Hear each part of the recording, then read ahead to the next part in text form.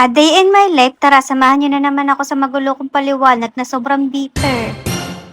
Dahil nga hindi pwedeng dalhin ang aking Ferrari dahil bawal sa city road. Hindi rin pwedeng dalhin ang jet ko dahil nga kasama ko si Sandra at si Sanjo. Kaya ang dinala ko na lamang ay yung pedicab ko. Punta nga kami din sa bayan para may enroll ko si Ate Sandra sa taekwondo. Kaso nga lamang ay sarado pa. Sabi ko nga kay Ate Sandra, pumunta na muna kami din sa Novo para bumili kami ng mga pinggan baso. Ay lagi ngang nawawala ang pinggan namin ang aming mga baso. Parang yung ex ko na lang, basta-basta nawala. Kaya na nga, naningin-ningin na nga rin ako ng mga pinggan baso at saka mga kutsara dito. Dahil mamaya pa ang alas 5 ang bukas ng studio, di sabi ko, mamili na nga lang muna kami din ni Sandra. Dahil nga din yung pagpipili, nalilito nga ako. Parang yung ex ko, nalilito kung sinong pipiliin.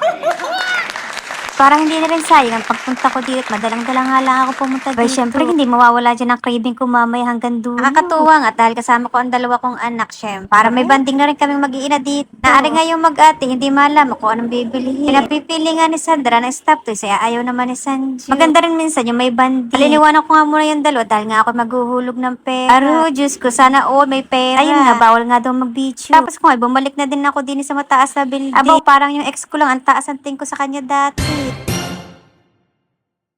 Ay siya, napakabita na naman ang inyong auntie. Ay nga si Sanjo, nakita ko nga, naglalaro na din at iniwanan ko nga yung mag-ate din. At sabi ko nga, pupunta muna ako sa bangko. Tuwan-tuwa nga si Sanjo, pagkatapos nga niya maglaro, kami ay nagbayad na. Pagkatapos nga na rin, pupunta na ako doon sa aking kinikrib. Alam mo naman ito, food is life. Dahil nga malapit lang naman dito ang body, sasabi ko doon na lang kami kumain ni Sandra. Alam mo ko naman talaga doon ay may lomi. Alam mo naman ang inyong auntie, gustong gusto ng mainit ang pagkain. Talaga namang ang puso ko ay tuwan-tuwa. Ayan nga, unang-bunga, nakita ko na agad yung lomi. Bali, naghihintay na nga lang kami dito ng order, pero ako'y malaway-laway na. Ay, siya, wag mo na namang sasabihin, ex mo na naman yun, taglalaway. Nagkukwentuhan nga kami ni Sandra dito, abot sa buhay-buhay niya. Abot sa kanya pag-aaral, abot sa lahat ng bagay na nangyayari sa kanya. Ay, rin minsan, yung magbabanding kayo ng mga anak mo. Para kahit pa paano, meron tayong idea kung anong nangyayari sa ating mga anak. Pero, Diyos ko, akala ko ako'y dalaga.